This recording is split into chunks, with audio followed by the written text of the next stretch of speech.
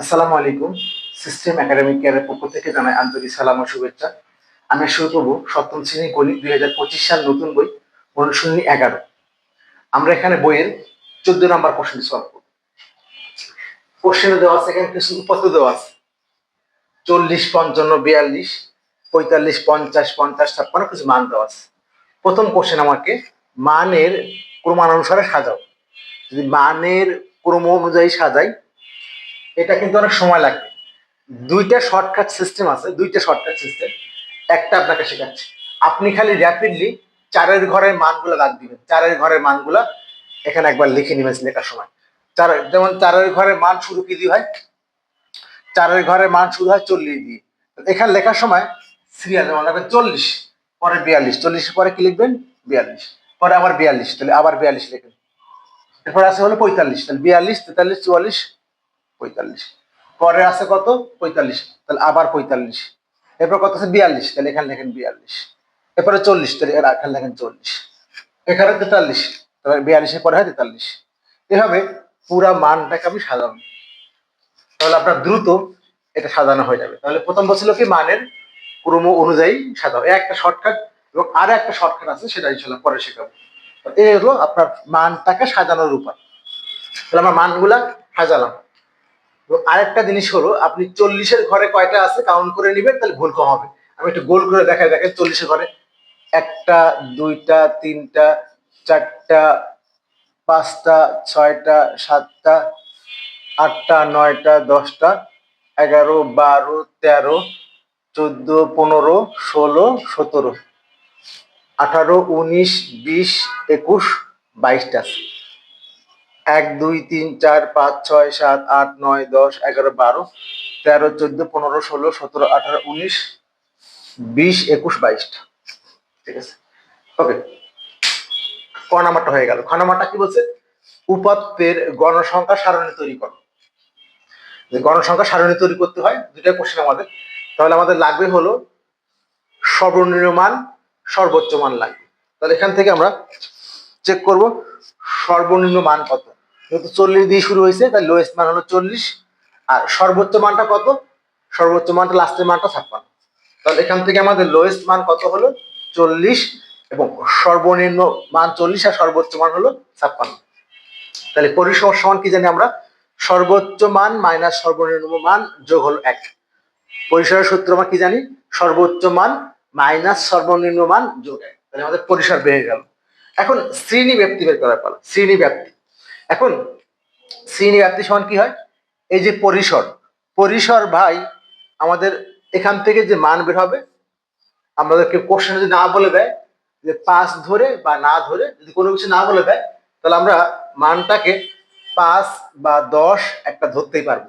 যদি আমার কোশ্চেন উল্লেখ না করে, তাহলে আমরা কিন্তু একটা মান ধরতেই পারবো। সেক্ষেত্রে আমরা ইচ্ছা মতো ধরতেই পারবো। আর এখানে ছিল অষ্টম শ্রেণীর, এটা একটু লেখা ছিল অষ্টম শ্রেণীর 30 জন শিক্ষার্থীর ওজন। 30 জন শিক্ষার্থীর একটা মান দেওয়া আছে। ওজন টোন কি লেখা আছে? অষ্টম শ্রেণীর 30 জন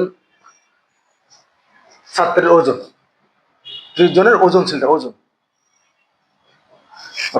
তাহলে আমরা এবার এই জায়গার ব্যায়ামটা আমরা শ্রেণী ব্যাপ্তি যেহেতু বলেন নাই, তাহলে শ্রেণী ব্যাপ্তি আপনি কি কি মান নিতে পারবেন? 5, 10, 15, 20। অর্থাৎ কোনো একটা মানকে 10 বা 5, 5, 10, 5 করে ব্যবধান নিয়ে করতে হয় 5 বা 10। এটা ডিপেন্ড করবে কার উপরে?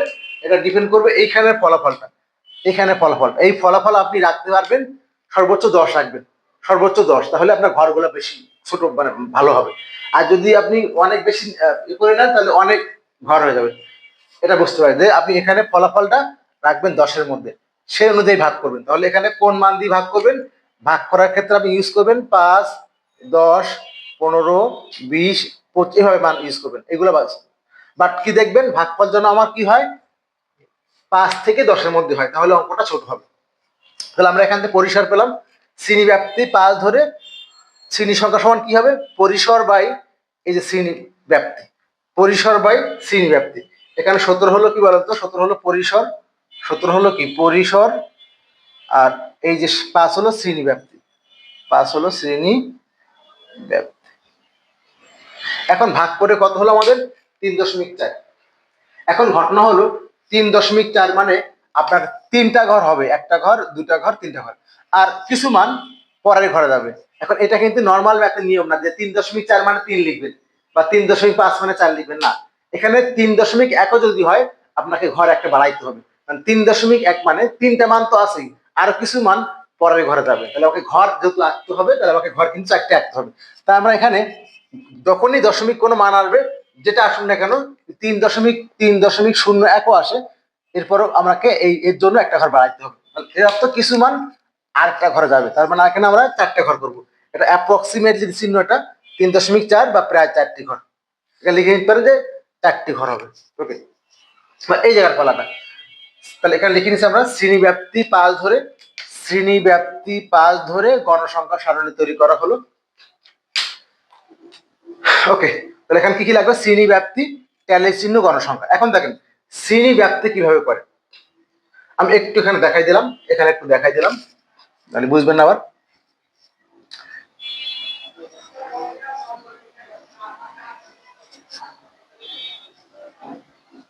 শ্রেণীব্যাপ্তি,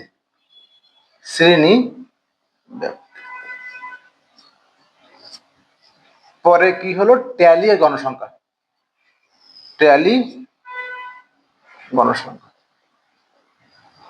একটা র্যাপিডলি বুদ্ধি আছে, দেখেন আমি লিখে গেলে তার কিভাবে নিবেন মানটা, শ্রেণীব্যাপ্তি নিবেন কিভাবে? লোয়েস্ট 40, এবার দেখেন 40 থেকে 44, 44 শেষ, তাহলে 45 থেকে 49।